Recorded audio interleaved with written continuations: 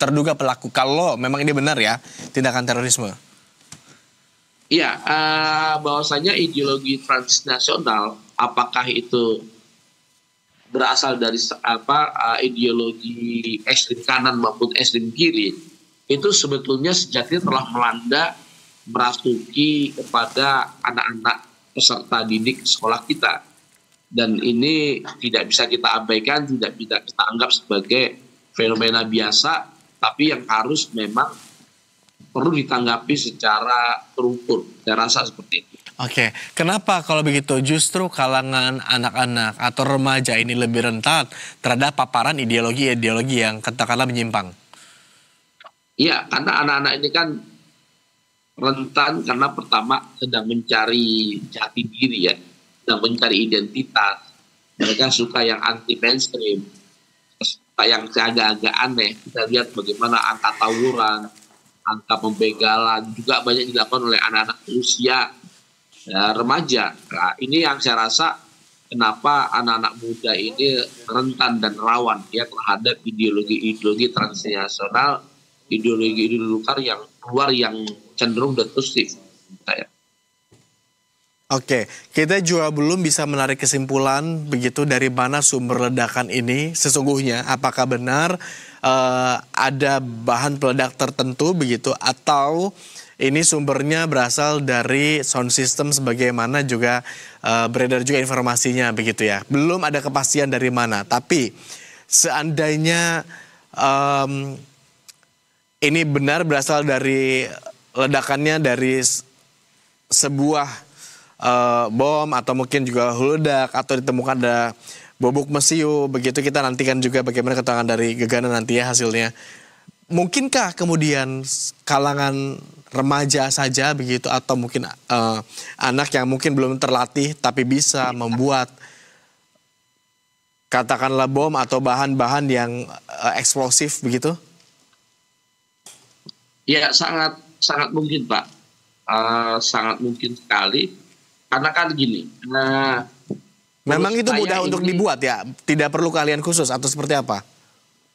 Iya kan selama ini ya yang kita lihat ya modus dan tata cara mereka pembuatan bahan-bahan seperti ini sangat mudah.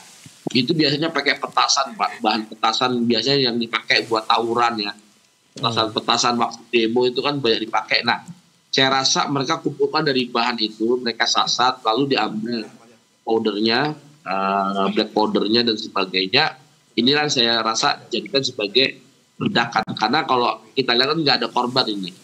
Tentu ini masuk kepada low explosive, tapi ledakan ini ya cukup bersuara keras gitu. Saya rasa itu dikumpulkan dari petasan-petasan tadi. Alam nanti justru Anda melihat ini sebagai low explosive. Padahal korbannya ada 54 orang ini Mas Sauri katanya. Iya betul.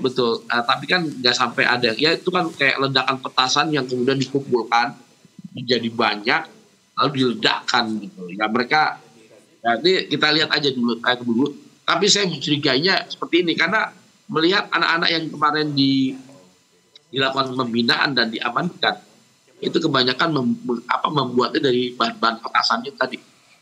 Petasan yang dari Cina itu yang impor itu kan banyak dibeli dan suka dipakai buat ajang tawuran. Dan kemarin ketika demonstrasi bulan Agustus itu juga banyak digunakan oleh kelompok-kelompok anarkis. Oke, jadi sebetulnya bisa saja dibuat begitu oleh tangan-tangan yang juga tidak ahli begitu. Kalau kita coba melihat, menganalisa begitu pada kasus ini, dari kacamata Anda ini sengaja diledakkan di lokasi atau sebetulnya ada faktor ketidaksengajaan yang mungkin sasarannya bukan di sini, tapi nggak sengaja meledak di lokasi begitu karena satu dan lain hal? Walau alam, saya melihatnya enggak ya. Memang sengaja karena ini bukan kejadian pertama kali gitu. Pernah terjadi juga di Masjid Az-Ziqra di 2011 ya, yang dilakukan oleh Syarif dan kawan-kawan, Syarif, Basuki, Yayat di Masjid Az-Ziqra di Polres Cirebon, dan ini ketika takbir pertama juga gitu. Apakah ini mirip? Nah, saya rasa mirip gitu. Nah, ini perlu kita kita coba kita coba telusuri lagi.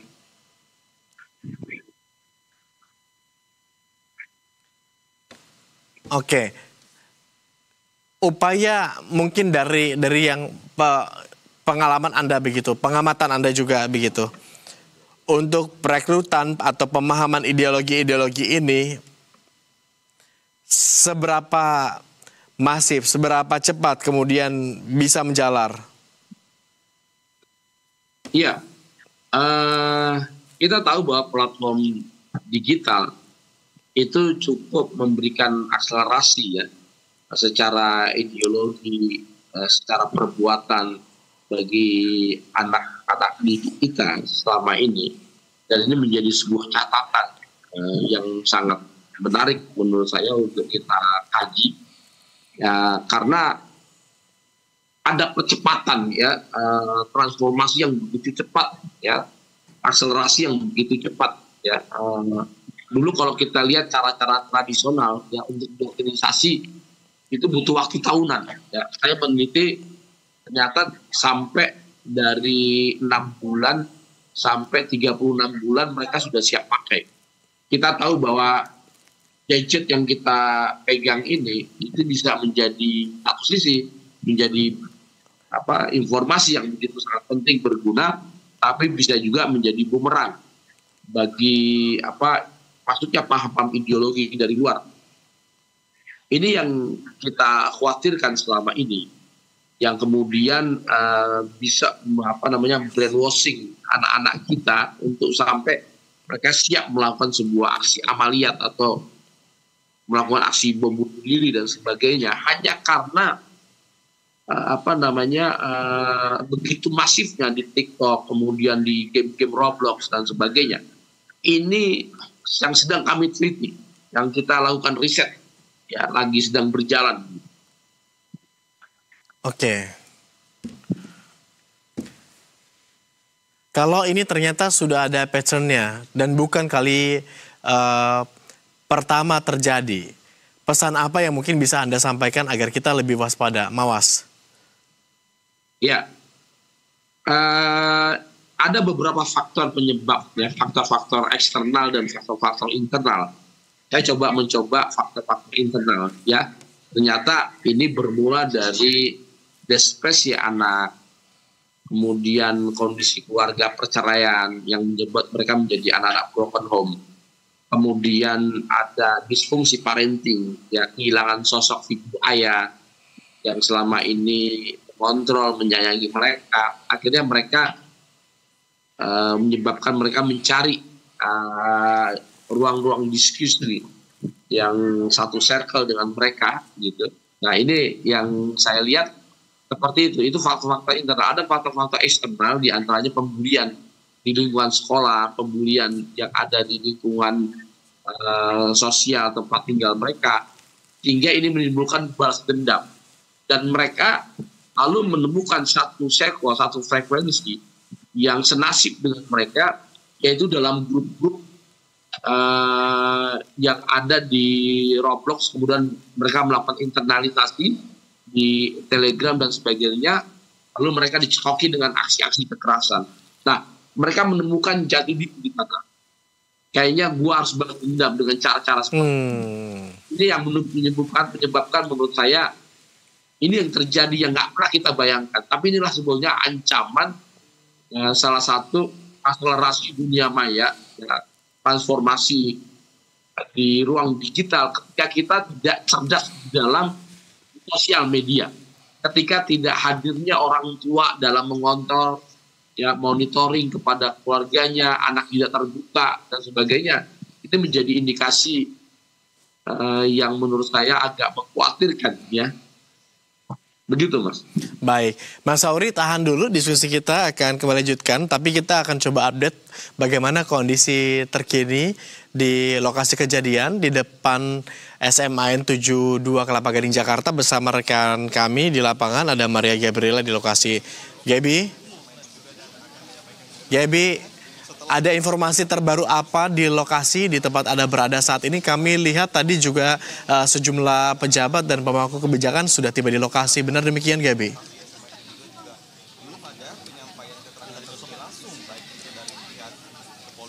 Ya, selamat sore Agung dan juga pemirsa Berita Satu. Saat ini dapat kami informasikan untuk situasi di depan SMA Negeri 72 Jakarta ini memang masih dijaga ketat oleh petugas gabungan, di mana dari pihak polisi, Gegana dan Lapor juga terus melakukan pengecekan begitu. Berdasarkan pantauan kami baru saja pihak dari kepolisian melakukan investigasi di area depan gerbang sekolah begitu, namun memang pihaknya segera kembali masuk ke dalam, dan dari pantauan kami memang tadi juga sempat ada orang tua murid yang mencari keberadaan daripada anaknya begitu, namun memang untuk siswa sendiri ini memang sudah dipindahkan begitu ke area yang lebih aman, sehingga memang untuk akses menuju ke sekolah sendiri saat ini memang sudah disteril. Berdasarkan pantauan kami juga tadi sudah dilakukan peninjauan begitu oleh Wakil Menteri Koordinator Bidang Politik dan Keamanan Lutfik Paulus yang sudah tiba di lokasi, di mana beliau telah melakukan peninjauan ke area dalam, dan kepada awak media beliau mengatakan bahwa untuk dugaan adanya ini aksi terorisme ini masih terlalu dini untuk dinilai demikian, sehingga memang patut kita untuk menyerahkan seluruhnya kepada petugas berwajib yang tengah melakukan investigasi. Agung dan juga pemirsa Berita Satu, dapat kami informasikan dijadwalkan memang untuk Gubernur Pramono Anung akan melakukan peninjauan tidak lama lagi ke lokasi. Sekiranya nanti setelah melakukan peninjauan, beliau akan memberikan keterangan langsung begitu kepada awak media. Dan sampai dengan saat ini memang kami tengah menantikan kedatangan dari beliau. Agung. Oke, Gaby, tadi Wamenko Polhukam Lutfik Paulus menyampaikan bahwa terlalu dini kalau kita menyampaikan bahwa ini adalah tindakan terorisme. Tetapi Gegana masih di dalam. Setidaknya apakah sudah ada informasi dari mana sumber ledakan tersebut? Narasi di luar kan terpecah menjadi dua. Ada yang menyebutkan bahwa sumber ledakan ini adalah dari katakanlah sound system masjid, tetapi ada yang menyebutkan bahwa ini dari sumber lain. Bobuk Mesiu misalkan sebagai salah satu temuan, sudahkah ada yang menyampaikan begitu, ada temuan atau mengarah ke sana?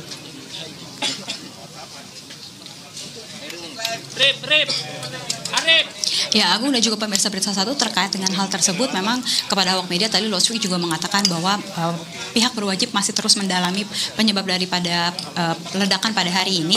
Namun memang untuk ditemukannya senjata api sendiri memang menurut beliau diinformasikan tadi kalau itu adalah senjata api mainan begitu. Sehingga memang untuk saat ini penyebab pastinya belum diinformasikan secara resmi, dan memang masih dan memang pihak daripada yang berwajib ini masih terus melakukan investigasi di area dalam sekolah. Agung. Baik, Gaby, selanjutnya setelah tadi Wamenko Polhukam Lutfik Paulus, kemudian juga Gubernur DKI Jakarta Pramono Anung, siapa lagi yang diagendakan? Mungkin informasinya sudah sampai ke Anda dan tim lapangan begitu yang akan tiba di lokasi.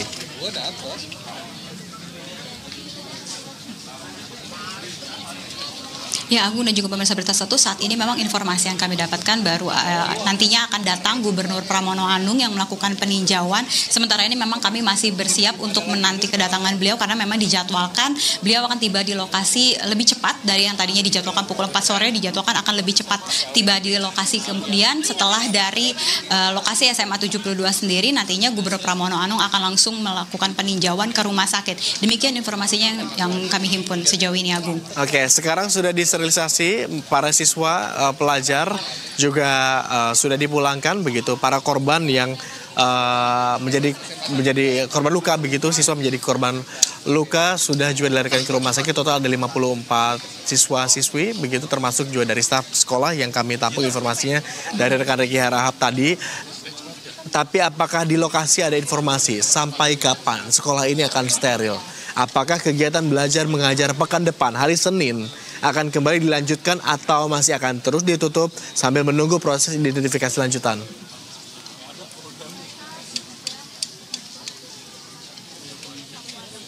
Ya, Agung dan juga pemirsa Berita Satu, sampai dengan saat ini kami memang masih menantikan keterangan resmi daripada pihak terkait, baik dari pihak kepolisian ataupun dari pihak sekolah. Sehingga memang untuk kegiatan belajar mengajar pada hari ini memang sudah dihentikan begitu, dan untuk para siswa sendiri juga sudah diungsikan ke tempat yang lebih aman, sudah dipulangkan, dan untuk area menuju sekolah sendiri saat ini sudah disterilkan. Demikian informasinya, Agung. Baik, Gaby, terima kasih atas laporan Anda. Selamat kembali bertugas, Gaby. Kita akan kembali lanjutkan diskusi kita bersama dengan Pak Sofyan Sauri. Pak Sauri. Iya Pak. Oke, tadi total ada 54 korban.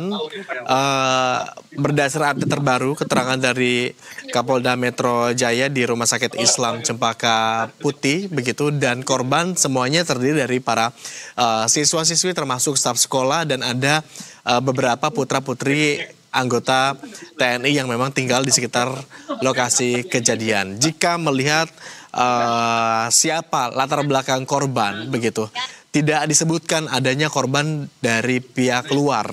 Begitu, bagaimana Anda melihat ini? Iya, memang banyak spekulasi ya terkait kejadian ini. Apakah ada yang mengatakan ini akan diledakkan di luar, tapi berburu meledak? Menurut saya enggak. Karena memang ini sudah direncanakan jauh-jauh hari. Oh, justru Anda melihat ini sebagai sesuatu terencana, bukan sebuah ketidaksengajaan yang mungkin tujuan aslinya bukan di sekolah, di tempat lain, tetapi karena satu lain hal kemudian nggak sengaja meledak begitu di lokasi. Bukan seperti itu. Bukan. Karena kalau kita lihat kejadian ini mirip dengan kejadian di 2019 oleh Barenteren juga. Makanya pemangkasan senjata mungkin si pelaku itu adalah nama ketika terjadi pembantaian peledak pembantaian masih ngerekod di Selandia Baru. Saya rasa ini ya, dia termotivasi dengan kejadian 2019 di Kristen di Selandia Baru. Lalu kemudian ada ada senjata, ada magasin dan sebagainya. Ini mirip. Tapi kalau melihat target teror begitu selama pengamatan Anda atau juga mungkin pengalaman Anda selama ini begitu, pernahkah kalangan sekolah, kalangan siswa-siswi di Indonesia begitu ini menjadi target terorisme?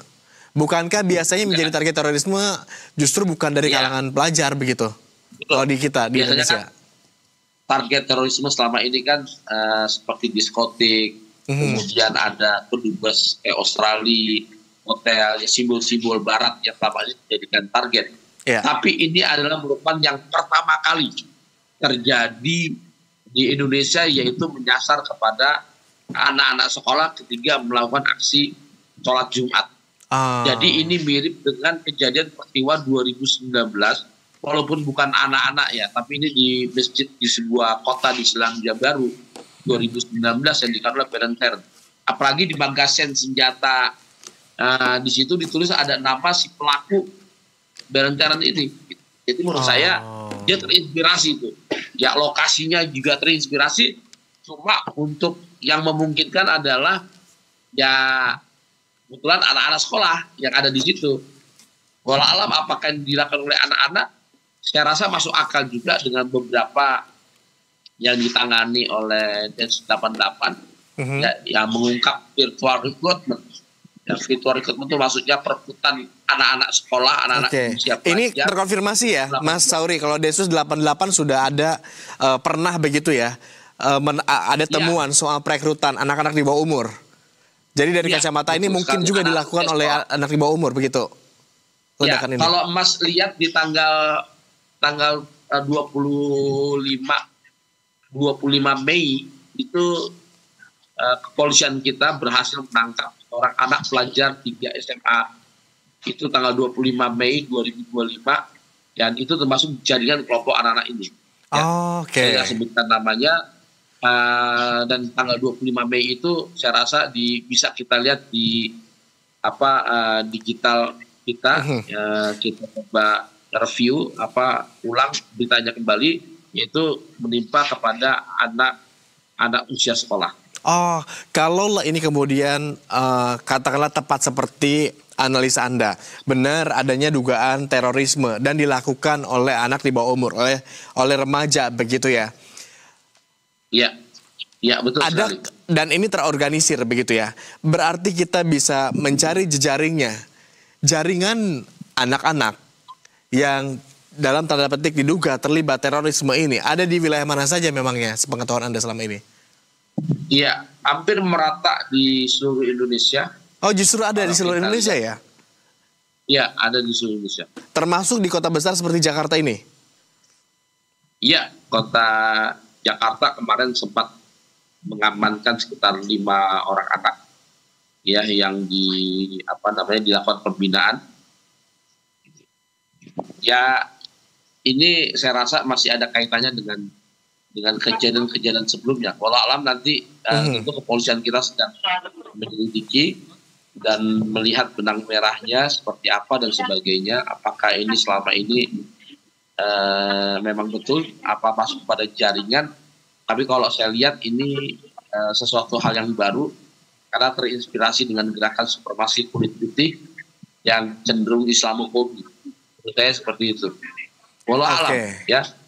Tapi yang jelas anak-anak usia kita menjadi sangat rawan dengan era digitalisasi, akselerasi digitalisasi yang sangat cepat ini sudah mengubah lanskap terorisme di Indonesia. Oke, kita juga masih nantikan begitu hasil dari identifikasi dari tim Gegana dan Lapor terkait dari mana sebetulnya sumber ledakan ini terjadi. Karena di luar sana, Mas Sauri, seperti tadi kita diskusikan, ada dua narasi besar yang berkembang di masyarakat. Ledakan terjadi bersumber dari sound system masjid, tetapi ada yang menyebutkan ini kepada dugaan terorisme. Kendati demikian, tampaknya terlalu dini ya kalau kita menyebutkan bahwa ini penyebabnya adalah terorisme dan sebagainya, karena belum ada keterangan pasti dari pihak berwenang. Kita kembali segera bergabung kali ini bersama dengan kondisi terkini di depan masjid, maksud kami Rumah Sakit Islam Cempaka Putih, Jakarta Utara. Kita segera bergabung dan untuk mendengarkan pernyataan dari Wamen Polhukam, Pak Fredrik. Oke, tadi Pak Fredrik tampaknya ada di SMN 72, sekarang saat ini sudah bertolak di Rumah Sakit Islam Cempaka Putih. Kita langsung saja bergabung untuk mendengarkan keterangannya.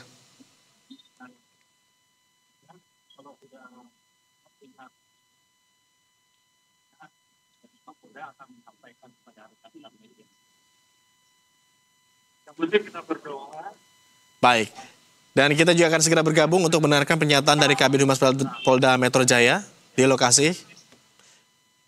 Kita tanya langsung, Pak Budi. Selamat sore Pak Budi.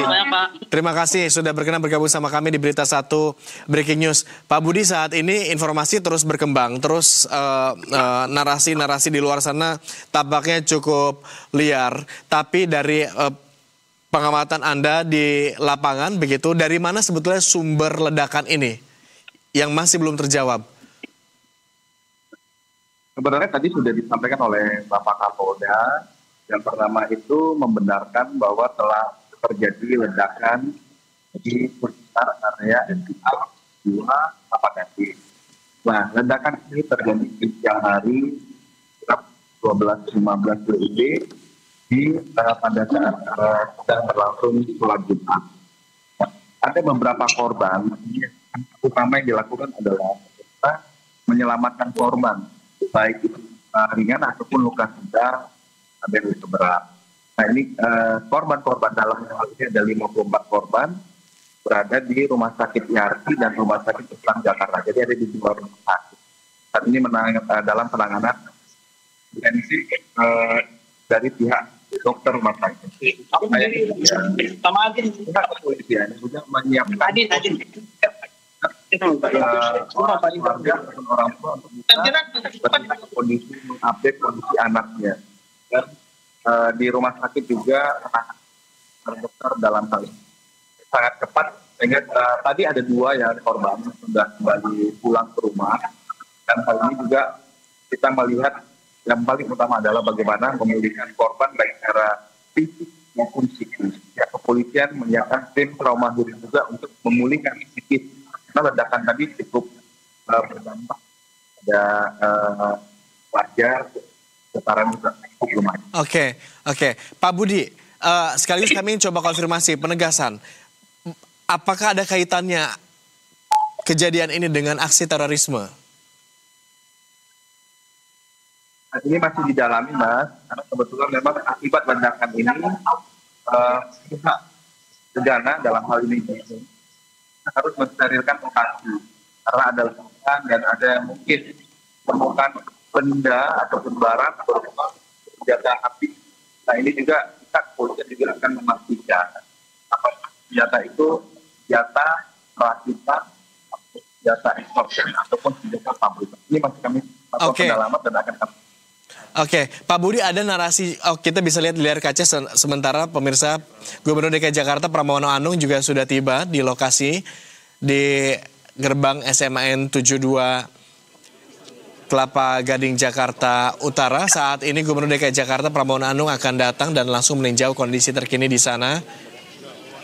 Dan tampaknya tertahan di gerbang untuk melihat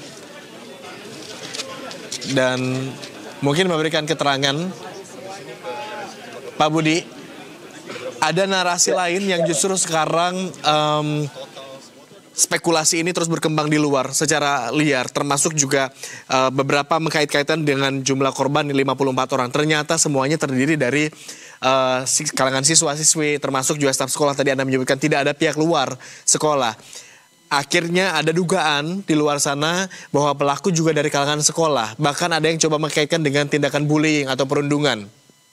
Apakah ini sudah terkonfirmasi bahwa pelaku merupakan juga korban perundungan begitu?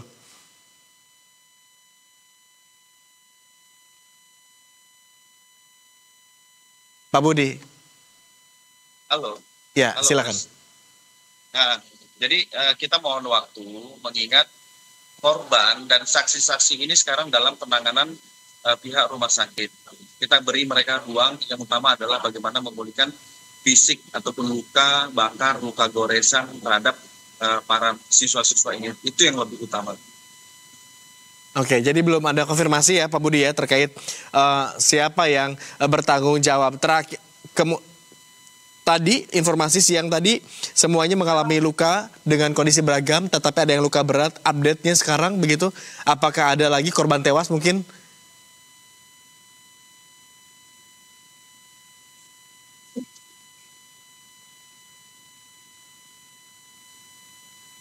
Pak Budi?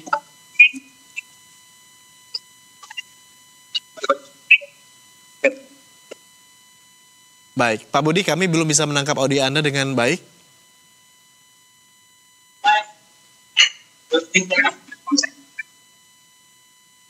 Pak Budi? Halo, Mas. Oke, ada update-kah jumlah korban Pak Budi? 54 orang ini berpotensi jumlahnya terus bertambah atau semuanya memang sudah ditangani dengan jumlah tersebut dan artinya tidak akan ada jumlah lagi korban bertambah?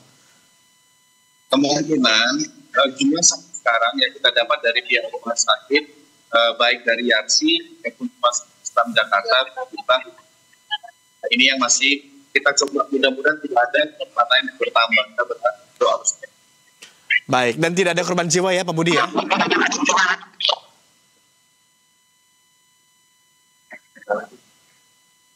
Baik, Pak Budi terima kasih sudah berkenan bergabung sama kami.